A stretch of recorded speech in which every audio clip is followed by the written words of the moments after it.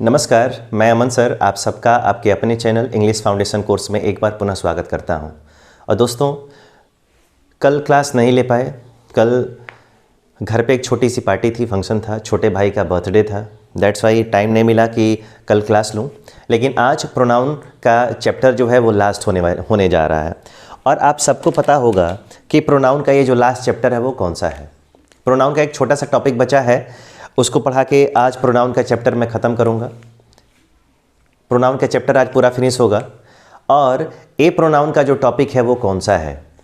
ये प्रोनाउन का जो टॉपिक होता है दोस्तों, जिसको हम बोलते हैं पॉजेसिव प्रोनाउन, जिसको आप सभी और हम लोग जानेंगे किसके नाम से? तो इसको जानेंगे पॉजेसिव प्रोनाउन के नाम से। और ये पॉजेसिव प्रोनाउन क्या होता है, ये पॉजेसिव प्रोनाउन होता क्या है, इसके बारे में मैं आपको एक ए टू जेड इसकी डिटेल बताने जा रहा हूँ कि पॉजेसिव प्रोनाउन का यूज़ कब करते हैं और कैसे करते हैं, क्या होता है।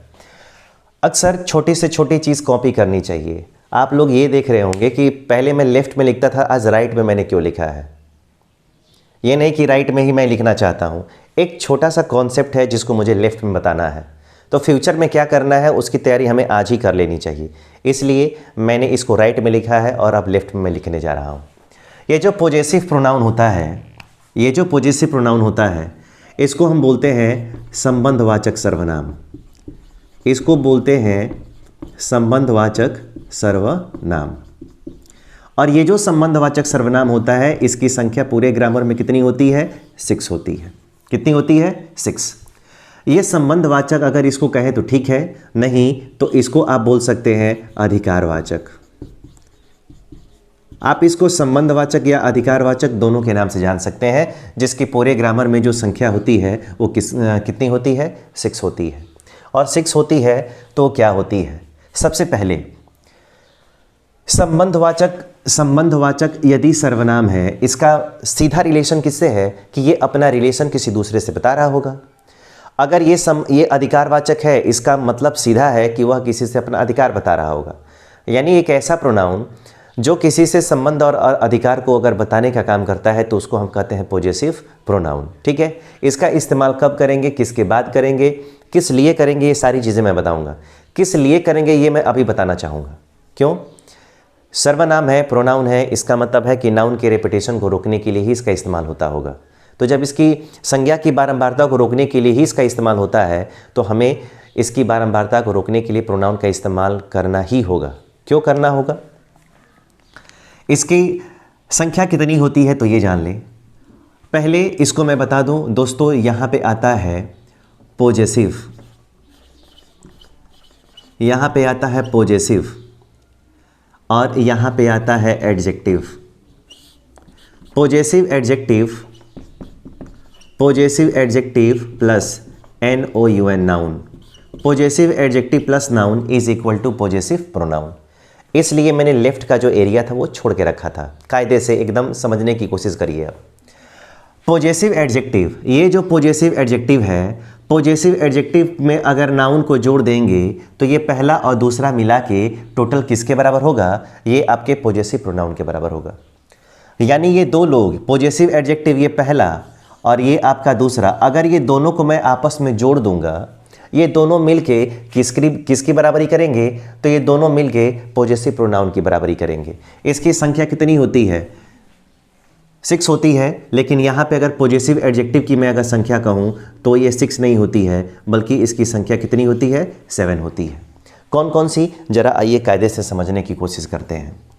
सबसे पहला मैं इसको लेना चाहूँगा यहाँ पे। अगर दोस्तों यहाँ पे आ गया माई, यहाँ पे आ गया आवर, यहाँ पे आ गया योर, यहाँ पे आ गया हिज, यहाँ पे आ गया हर, यहाँ पे आ गया इट्स और यहाँ पे दोस्तों आ गया देयर।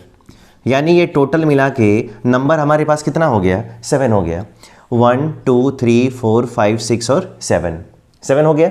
अगर ये 7 हो गया तो अब ज़रा हम कौन सा काम करेंगे कि पॉजेसिव एडजेक्टिव प्लस नाउन है ना, इसमें नाउन को जोड़ना है। तो यहाँ पे plus noun, possessive adjective plus noun is equal to, अब यहाँ पे क्या होगा? तो तो अब मैं बता दूं कि पॉजेसिव प्रोनाउन की जो संख्या होगी वो 6 होती है, तो ये होता है MINE, माइन। यानी ये माई प्लस नाउन मिला के किसके बराबर होगा? माइन के बराबर होगा। आवर प्लस नाउन अगर आप मिला दोगे तो ये किसके बराबर होगा? आवर्स के बराबर होगा। अगर योर प्लस नाउन को अगर आप मिला दोगे तो ये किसके बराबर होगा? योर के बराबर होगा। अगर यहाँ पे हिज प्लस नाउन को अगर मिला दोगे तो यहाँ पर हिज का हिज ही रहता है। हिज का पॉजेसिव एडजेक्टिव और पॉजेसिव प्रोनाउन दोनों सेम रहता है। अब आपके दिमाग में ये आ रहा होगा फिर कैसे हम पहचानेंगे कि कब ये पॉजेसिव एडजेक्टिव है और कब ये पॉजेसिव प्रोनाउन है, तो अभी मैं बताऊंगा। लेकिन अगर इसके बाद नाउन रहेगा तो समझ जाना कि ये पॉजेसिव एडजेक्टिव है, नाउन नहीं रहेगा इसका मतलब समझ जाना कि ये पॉजेसिव प्रोनाउन है। अगर हर प्लस नाउन है इसका मतलब यहाँ पे इसका आंसर होगा हर्स। अगर इट्स प्लस नाउन है तो इट का होता नहीं है, ठीक है। और अगर देयर प्लस नाउन है तो यहाँ पे इसका जो पॉजेसिव प्रोनाउन होगा वो क्या हो जाएगा? देयर्स। यानी आपको इकलौता इट याद रखना है, इट का जो पॉजेसिव प्रोनाउन होता है वो नहीं होता है, इट का पॉजेसिव प्रोनाउन नहीं होता है। इसका मतलब है कि ये संख्या कितनी हो गई? 6 हो गई, 6 हो गई ना। अब ज़रा हम बात करेंगे कि इसका कॉन्सेप्ट क्या है। इसका कॉन्सेप्ट क्या है? सबसे पहले इसका पहला कॉन्सेप्ट, अगर आपको कभी भी इन 6 लोगों में से अगर कोई दिखाई दे रहा हो, इन 6 लोगों में से कोई दिखाई दे रहा हो तो आपको समझना पड़ेगा कि यही पॉजेसिव प्रोनाउन के नाम से जाने जाते हैं। पूरे प्रोनाउन चैप्टर में अगर कहीं पॉजेसिव प्रोनाउन पूछा गया, इसका मतलब है कि ये पॉजेसिव प्रोनाउन, इसकी संख्या कितनी होती है? 6 होती है। इसी के बारे में पढ़ना है। सबसे पहले पॉजेसिव प्रोनाउन का जो आप यूज़ करने जा रहे हैं, जो पॉजेसिव प्रोनाउन का यूज़ होगा, पॉजेसिव प्रोनाउन का यूज़ किसके रूप में होगा? पॉजेसिव प्रोनाउन का पहला यूज़ सब्जेक्ट के यूज़ में होगा। यानी पॉजेसिव प्रोनाउन हमारे लिए किसका काम कर सकता है? सब्जेक्ट का काम कर सकता है। पहला सब्जेक्ट का काम कर सकता है। और अगर सब्जेक्ट का काम कर सकता है तो दोस्तों मैं बताऊं, ये पहला सब्जेक्ट हो गया। दूसरा, अगर इसका आप लोग काम लेंगे तो ये क्या हो सकता है? तो मैं यहीं पे लिखना चाहूँगा। पहला अगर ये आपका सब्जेक्ट हो गया तो दूसरा दोस्तों हमारे लिए हो गया कॉम्प्लीमेंट। ये केवल हमारे लिए नहीं, ये आपके लिए भी हो सकता है, ये कॉम्प्लीमेंट भी हो गया। अब कॉम्प्लीमेंट क्या होता है? तो कॉम्प्लीमेंट जो होता है दोस्तों वो बना है कंप्लीट शब्द से, और कंप्लीट करना मतलब पूरा करना। जैसे किसी काम को आप पूरा कर रहे हो तो उसको बोलते हैं हम कॉम्प्लीमेंट, ठीक है। इसके बारे में बताएंगे। और कॉम्प्लीमेंट तो हो सकता है, उसके बाद दोस्तों ये हो सकता है ऑब्जेक्ट। ये क्या हो सकता है? ऑब्जेक्ट। यानी पॉजेसिव प्रोनाउन किसके किसके रूप में काम कर सकता है? पॉजेसिव प्रोनाउन सब्जेक्ट भी हो सकता है, पॉजेसिव प्रोनाउन कॉम्प्लीमेंट भी हो सकता है, पॉजेसिव प्रोनाउन ऑब्जेक्ट भी हो सकता है। आई बात समझ में? अगर बात समझ में आ रही हो तो एक एक करके मैं धीरे धीरे अब आपको एग्जाम्पल बताने की कोशिश कर रहा हूँ कि आप कैसे इसको सॉल्व करोगे, ठीक है। चलिए, अगर मान लो कि ये पहला मैं क्वेश्चन आप सबको दूँ, ये पढ़ लिया ना। अब ज़रा इसका मैं क्वेश्चन आपको बताना स्टार्ट करूं। अगर दोस्तों लिख दिया जाए MINE, mine is a great, उसके बाद आ गया कंट्री। यहाँ पे क्वेश्चन है mine is a great country. अब बहुत बच्चों के मन में एक क्वेश्चन उठ रहा होगा कि माइन को ऐसे सब्जेक्ट के रूप में हमने नहीं पढ़ा है। तो एक चीज़ माय डियर स्टूडेंट्स अपने दिमाग में रखें, अगर कोई चीज़ आपने नहीं पढ़ी है इसका मतलब ये नहीं कि वो होता नहीं है। उसका मतलब ये है कि आपने अभी उसको पढ़ा नहीं है, आपको पढ़ने की ज़रूरत है। ये नहीं कि जितना जानते हैं उतना ही ज्ञान होता है, बहुत है। लेकिन अगर ये सब्जेक्ट के रूप में होता है, अब ज़रा ये बताओ ये आपके काम किसका करेगा? ऑक्सिलरी वर्ब का ना। और ऑक्सिलरी वर्ब के लेफ्ट में आ गया माइन, इसका मतलब यह क्या है? सब्जेक्ट है ना, सब्जेक्ट। अब ज़रा इसके पीछे की हिस्ट्री को मैं आपको बताता हूँ। यहाँ पे अगर मैंने बोला कि अगर माई और प्लस नाउन, माई और अगर प्लस नाउन अगर जोड़ेंगे तो किसके बराबर होगा? पॉजेसिव प्रोनाउन के ना। इसका मतलब है कि यहाँ पे जो माइन है वो किसके बराबर है? माई प्लस नाउन के बराबर है। तो अब यहाँ पे लेके आओगे ना, यहाँ पे जो माइन है, यहाँ पे जो माइन है MINE, माइन, वो किसके बराबर है? माइन का पीछे जाओगे तो क्या हो जाएगा? माई हो जाएगा ना। इसका मतलब है कि यहाँ पे क्या हो जाएगा? माई। और इस पूरे सेंटेंस में चले जाओगे तो नाउन कौन सा है? नाउन है ना। इसका मतलब है कि यहाँ पे हो जाएगा माई कंट्री। अब ज़रा ध्यान से पढ़िए, यहाँ पे अब आ गया कि mine is a great country, इसका मतलब हो गया my country is a great country. तो यहाँ पे नाउन 1 रहेगा ना, और ये क्या हो जाएगा नाउन 2। तो ये नाउन बार बार अपने आप को रिपीट ना करे, उसी से बचने के लिए, इस नाउन की फ्रीक्वेंसी को, इस नाउन के बार बार प्रयोग को रोकने के लिए हमने किसका इस्तेमाल किया है? हमने इस्तेमाल किया है यहाँ पे माइन का। आ रही है बात समझ में? तो ये कॉन्सेप्ट है। और कॉन्सेप्ट क्या है ज़रा और एक बार देखिए। अगर मान लो कि मैंने यहाँ पे दूसरा क्वेश्चन दे दिया और यहाँ पे लिख दिया HIS, सॉरी यहाँ पे इसको ले लेता हूँ HERS, हर्स, ठीक है। उसके बाद आ गया इज़ ए गुड, उसके बाद आ गया टीचर। यहाँ पे आ गया hers is a good teacher. Hers is a good teacher का मतलब क्या है? यहाँ पे हर्स जो है ये हेल्पिंग वर्ब के पहले आया है, इसका मतलब है कि यह काम किसका कर रहा है? सब्जेक्ट का, और ये आपका हो गया हेल्पिंग वर्ब। अगर आप हर्स के बारे में बात करोगे तो हर्स के आगे जाओगे तो हर बचेगा ना, और हर प्लस नाउन मिला के ना हर्स बना है। इसका मतलब है कि अगर इसके पीछे हम आएंगे, इसके अगर हम पीछे आएंगे तो यहाँ पे क्या आएगा? हर। उसके बाद क्या आ जाएगा? टीचर, हर टीचर, ठीक है। और तब मिला के यह किसके बराबर हो गया? हर्स के बराबर हो गया। अगर यहाँ पे हर्स है तो उसका मतलब ही होता है हर टीचर। अब यहाँ पे इसका मतलब हो जाएगा हर teacher is a good teacher. तो ये बताइए, टीचर यहाँ पे नाउन 1 है और टीचर यहाँ पे क्या है? टीचर यहाँ पे नाउन 2 हो गया। तो एक नाउन बार बार अपने आप को सेंटेंस पे रिपीट ना करे, उसी से बचने के लिए, उसकी बारंबारता को रोकने के लिए ही हम किसका प्रयोग करते हैं? तो पॉजेसिव प्रोनाउन का प्रयोग करते हैं। आई बात समझ में? इसका मतलब हो गया हर teacher is a good teacher. उसका जो अध्यापक है वो एक अच्छा अध्यापक है, इसीलिए मैंने लिख दिया hers is a good teacher. अब एक और चीज़, अगर जनरली डेली लाइफ में ऐसा होता है, सपोज़ करो आप किसी को थैंक्स बोल रहे हो, तो अगर थैंक्स बोलोगे तो यू तो बोलते नहीं है, क्योंकि जो एस है उसमें उसी को यू मान लिया जाता है। लेकिन अगर थैंक बोलोगे तो यू बोलना पड़ेगा। ठीक उसी तरीके से अगर यहाँ पे ये लिख लिया तो आपको फिर नाउन लिखने की दोबारा ज़रूरत नहीं है, नाउन खुद ही इसमें क्या है? सम्मिलित है। आई बात समझ में?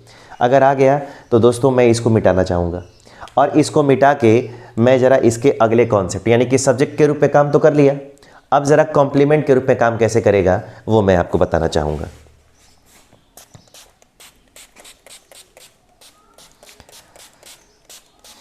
सैनिटाइज़र यूज़ करना पड़ रहा है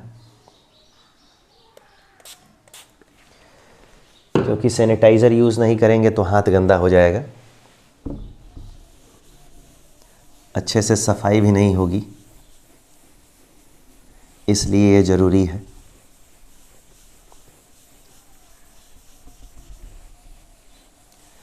अब देखिए ज़रा, अब ज़रा मैं आपको लेके चलूँ दूसरे एग्जाम्पल पे। ये कॉम्प्लीमेंट कब होगा? अगर मान लो कि यहाँ पे आ गया ऑक्सिलरी वर्ब। क्या गया? Auxiliary verb. अगर मान लो यहाँ पे हेल्पिंग वर्ब है। क्या है? Helping verb. अगर दोस्तों ये हेल्पिंग वर्ब है तो हेल्पिंग वर्ब के राइट में आएगा तो क्या कहलाएगा? हेल्पिंग वर्ब के अगर यहाँ पे RHS में अगर आता है, हेल्पिंग वर्ब के RHS में आएगा तो काम किसके लिए करेगा? वो कॉम्प्लीमेंट के रूप में काम करेगा। अगर हेल्पिंग वर्ब के राइट में आएगा ना तो ये कॉम्प्लीमेंट हो जाएगा। बस पोजीशन देखते जाओ इसका। अगर मान लो यहाँ पे पहला क्वेश्चन मैंने ले लिया, अगर मान लो आ गया THIS दिस, और यहाँ पे आ गया बुक, दिस बुक, उसके बाद आ गया इज़, और उसके बाद आ गया दोस्तों MINE, mine. This book is mine, यह पुस्तक मेरी है। ऐसा आप लोगों ने ज़रूर पढ़ा होगा, ऐसा आपने ज़रूर पढ़ा। यह पुस्तक मेरी है, यानी कि यह पुस्तक मेरी पुस्तक है, यह पुस्तक मेरी पुस्तक है। अब यहाँ पे हेल्पिंग वर्ब आ गया ना। अगर यहाँ पे हेल्पिंग वर्ब है तो हेल्पिंग वर्ब के राइट में जो आया वो किसका काम करेगा? वो हमारे लिए काम करेगा कॉम्प्लीमेंट का। क्या होगा? कॉम्प्लीमेंट का। अगर मान लेता हूँ कि यहाँ पे क्वेश्चन आ गया, तो अब मैं अब दूसरा क्वेश्चन, अगर दूसरे क्वेश्चन की अगर बात किया जाए, दूसरे क्वेश्चन की अगर यहाँ पे लिख लिया जाए THAT दैट, उसके बाद आ गया बॉय, ठीक है, इज़, उसके बाद आ गया दैट बॉय इज़, सॉरी, यहाँ पे मैं लिखता हूँ दैट, उसके बाद आ गया PEN पेन, इज़, उसके बाद आ गया YOURS योर्स। यहाँ पे लिख देना चाहिए that pen is HERS hers, that pen is, यहाँ पे लिख देना चाहिए आवर्स, दैट पेन इज़, यहाँ पे लिख देना चाहिए देयर्स। यानी यहाँ पे आप कुछ भी लिख सकते हैं जो काम किसका करेगा। अगर ये हेल्पिंग वर्ब है दोस्तों, अगर ये दोस्तों हेल्पिंग वर्ब है तो हेल्पिंग वर्ब के राइट में जो आएगा वो काम किसका करेगा, कॉम्प्लीमेंट का करेगा। तो पोजीशन जैसे हेल्पिंग वर्ब के पहले आया मतलब सब्जेक्ट हो गया, और हेल्पिंग वर्ब के राइट में आया इसका मतलब ऑब्जेक्ट हो गया। इस एक एक कहानी को आप लोग ध्यान से देखते रहिए, तब जाके समझ में आएगा। ठीक है, कैसे, आप ज़रा ध्यान दो। अगर ये हो गया दोस्तों तो मैं एक चीज़ बताना चाहूँगा। यहाँ पे मैं ऑब्जेक्ट के रूप में ये काम करेगा, किसके रूप में काम करेगा, ऑब्जेक्ट के रूप में काम करेगा। तो ऑब्जेक्ट के रूप में काम कैसे करेगा ज़रा उसको मैं दिखाता हूँ। ऑब्जेक्ट के रूप में इससे आपको कैसे काम लेना है मैं अब आपको दिखाता हूँ, ध्यान दे जरा।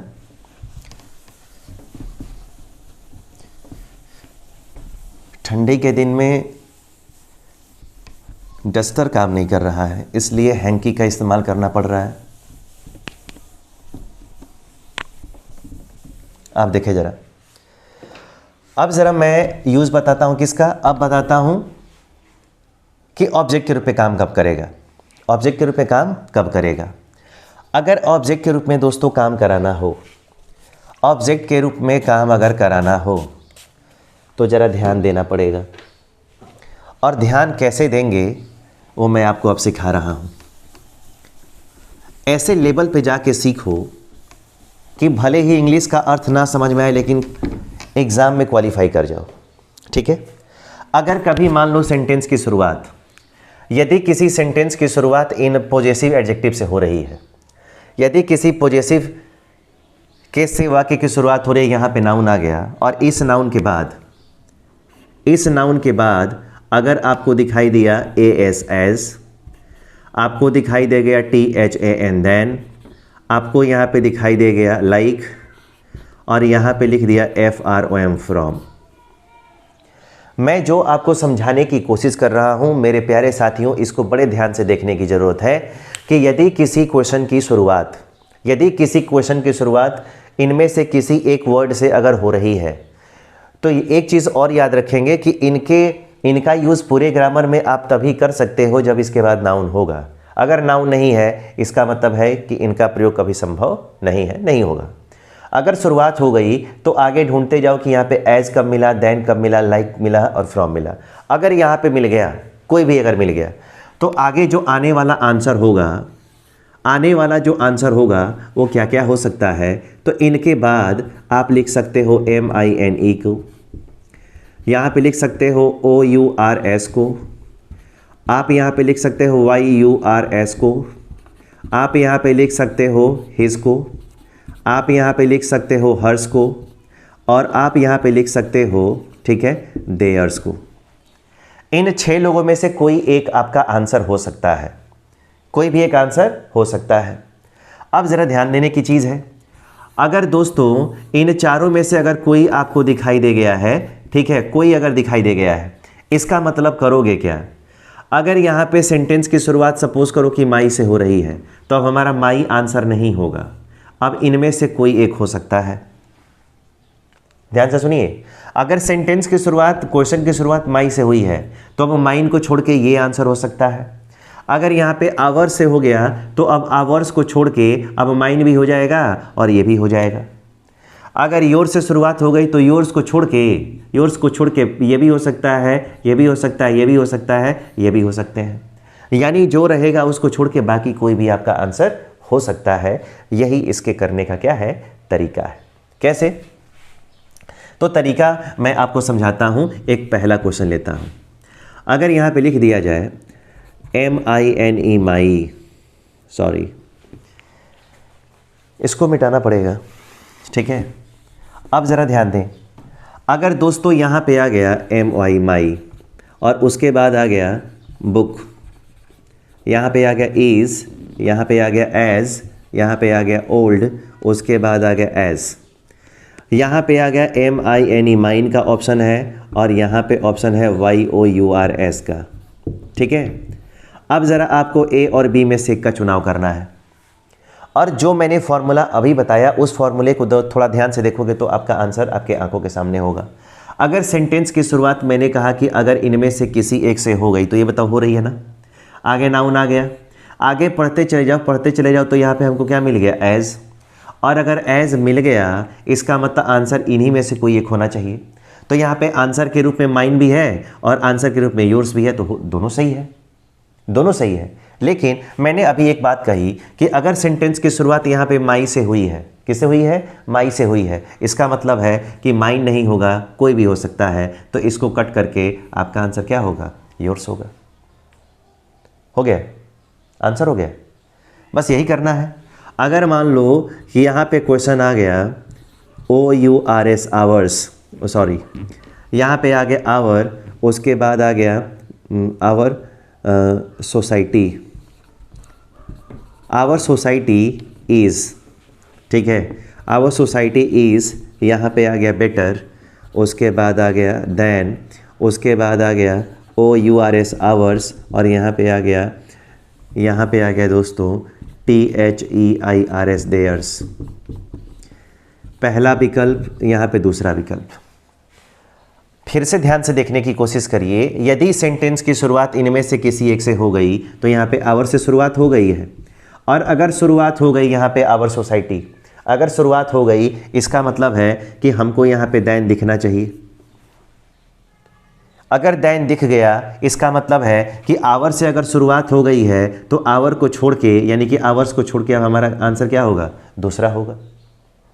तो ऐसे ही करना है, बड़ा आसान सा कॉन्सेप्ट है। इसको अगर आप ध्यान से देखें तो आप सब कुछ कर सकते हैं। जैसे अगर मान लो यहाँ पे आ गया HER हर, उसके बाद आ गया फैमिली इज़, उसके बाद आ गया डिफरेंट, ठीक है, उसके बाद आ गया FROM फ्रॉम, उसके बाद आ गया HERS हर्स, और यहाँ पे आ गया HIS हिज। यहाँ पे A ऑप्शन है, B ऑप्शन है, ठीक है। अब ज़रा देखो तो यहाँ पे अगर सेंटेंस की शुरुआत हर से हो गई है, हर से हो गई है तो यहाँ पे नाउन तो आ गया। आगे बढ़ते चले जाओगे तो यहाँ पे क्या मिलेगा आपको, फ्रॉम मिलेगा ना, और फ्रॉम अगर मिल गया लाइक भी लिख सकते थे। इसका मतलब है कि हर से शुरुआत हो गया है, इसका मतलब हर नहीं होना चाहिए, क्या होना चाहिए, इसको छोड़ के कोई भी हो सकता है। तो ऑप्शन में तो हिज है ना, इसका मतलब ये गलत है और ये वाला क्या है, सही है। ठीक है, आई बात समझ में। उम्मीद है कि ये आपको कॉन्सेप्ट अच्छे से समझ में आया होगा, और नहीं आया होगा तो एक बार वीडियो को फिर से देखेंगे, क्योंकि बहुत सारे बच्चों का, मैं बता रहा हूँ, इंग्लिश का जो ये कॉन्सेप्ट है और इंग्लिश का ये जो सब्जेक्ट है, यानी कि लैंग्वेज है, जिसको सब्जेक्ट के रूप में आप पढ़ाई कर रहे हो, ये बहुत बच्चों का वीक है, बहुत बच्चों का वीक है। क्या वजह है कि एयरफोर्स नेवी के 20 प्रश्नों में से लड़का 12 क्वेश्चन भी नहीं कर पा रहा है, नहीं कर पा रहे, इसका मतलब कहीं ना कहीं कमी है, और उन्हीं कमियों को आप लोग पहचानने की कोशिश करनी है आप सबको। ठीक है मेरे साथियों, आप आए, ठीक है, जुड़े, वीडियो को देखा, ठीक है, अच्छा लगा, ठीक है। आप एक और काम करिए, वीडियो को अब तक लाइक और शेयर सब्सक्राइब नहीं किया है तो सारा चीज़ कर डालो, जो करना है कर डालो, ठीक है। लाइव के हम लोग बहुत करीब हैं, आप लोग क्वेश्चन डायरेक्ट पूछिएगा जब लाइव हो जाएगा। 1000 जिस दिन सब्सक्राइबर पूरा होगा तो 24 घंटे का वक्त देता है यूट्यूब, 24 घंटे के बाद आप लाइव ले सकते हो, मतलब उसके बाद लाइव आ सकते हो। उसके बाद मैं लाइव आऊँगा और उसके बाद आपको एक एक क्वेश्चन को क्लासरूम में समझ में आया तो ठीक, नहीं आए तो फिर ऑनलाइन अगर आएंगे आप तो मैं आपको A to Z एक एक चीज़ें क्या करूँगा, बताऊँगा। ठीक है, वो जल्दी उस टारगेट को अचीव करने वाले हैं, आप लोग का सहयोग रहेगा तो वो भी कर लेंगे हम लोग। ठीक है, चलिए फिर मिलते हैं कल क्लास में एक नए कॉन्सेप्ट के साथ। तब तक के लिए आप सभी का बहुत बहुत धन्यवाद। Good night.